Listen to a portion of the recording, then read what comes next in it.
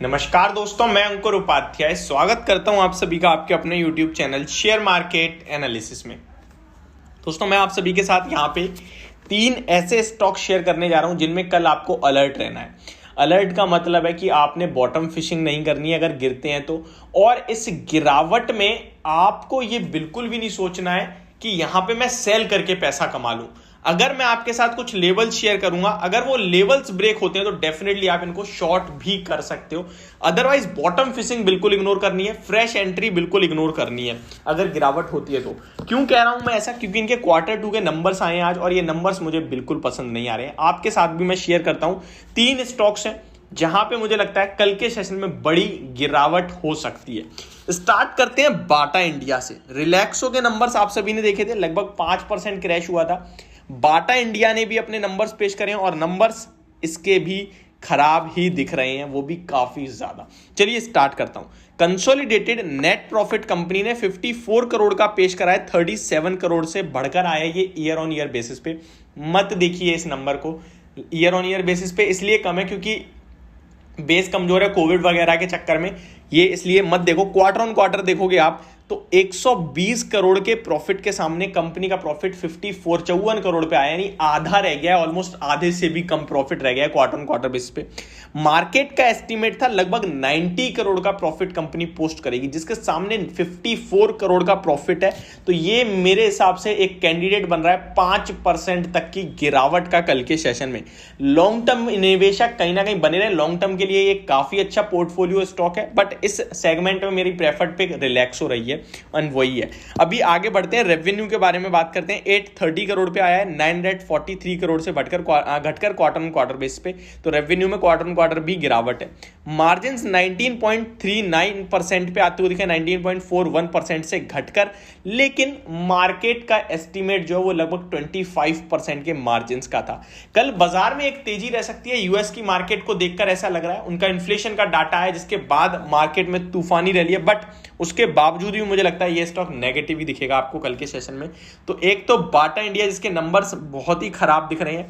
दूसरे स्टॉक पे बात करें तो पर्टिकुलरली इस स्टॉक पे वीडियो बनाई थी जिसपे टाइटल दिया था worst Q2 results. Daily base पे एक वीडियो इस टाइटल पे आ रही है क्योंकि डेली बेस पे एक ना एक ऐसा टेक्निकली इतना खराब नंबर आ रहे हैं कि भाई अगले दिन 10% से कम की गिरावट हो ही नहीं रही है। मैं आपके साथ कंटिन्यू शेयर कर रहा हूं। अब मंगलम सीमेंट की बात करें तो यहां कहानी बहुत ज्यादा खराब है, फायदे से नुकसान में आ गई है कंपनी। बात करें इस कंपनी की तो 28 करोड़ के प्रॉफिट के सामने 27 करोड़ का लॉस पोस्ट कराया कंपनी ने क्वार्टर ऑन क्वार्टर बेसिस पे। तो ये बहुत बड़ा क्रैक देखने को मिल रहा है कहीं ना कहीं। 11 करोड़ के मुनाफे के सामने 27 करोड़ का लॉस है कंपनी का ईयर ऑन ईयर बेसिस पे। अगर मार्जिन्स की बात करें तो 1.79% पे मार्जिन्स आ गए हैं 10.04% से घटकर। तो मार्जिन्स बिल्कुल खत्म हो गए। सीमेंट स्टॉक्स में नो डाउट कहीं ना कहीं प्रॉब्लम चल रही है, नंबर्स खराब आ रहे हैं, कोई ना कहीं इनके जो एक्सपेंसेस हैं वो बढ़ रहे हैं इसकी वजह से, बट इतने ज्यादा खराब स्टॉक ऑलरेडी 5.5% आज गिरा था। मुझे लगता है कल फिर ये कैंडिडेट बन रहा है 5 से 10% की गिरावट का। अब आते हैं जिसके बारे में आप सभी की काफी सारी क्वेरीज थी, काफी देर से आप लोग वेट भी कर रहे होगे I think, SAIL steel authority India limited के स्टॉक के बारे में। इसके नंबर्स आते हुए दिखे, मैं आपके साथ शेयर कर रहा हूं। सबसे पहले मैं आपको टोटल इनकम बताना चाहूंगा कंपनी की, जो कि आई है लगभग 26,687 करोड़ पे 24,334 करोड़ से बढ़कर क्वार्टर ऑन क्वार्टर बेसिस पे। ईयर ऑन ईयर बेसिस पे देखें तो 27,000 से घटकर 26,600 करोड़ पे आती हुई देखी है। एक्सपेंसेस की बात करें अगर टोटल तो लगभग 27,200 करोड़ के एक्सपेंसेस कंपनी पोस्ट करते हुए दिखी है, 23,300 करोड़ के सामने quarter on quarter. Year on year basis पे बात करें तो 21,300 करोड़ से बढ़कर 27,200 करोड़ पे एक्सपेंस आते हुए दिखे। तो एक्सपेंस तंगड़ी तरीके से बढ़ते हुए दिखे। Profit before exceptional items and tax के बारे में बात करें तो लगभग कंपनी को घाटा होता हुआ दिख रहा है। कंपनी प्रॉफिट में नहीं लॉस में आ गई है। अब मैं आपको बताना चाहूंगा ये बिफोर टैक्स है। यहां पे 1038 करोड़ के प्रॉफिट के सामने कंपनी को 515 करोड़ का लॉस लगता हुआ दिखा है।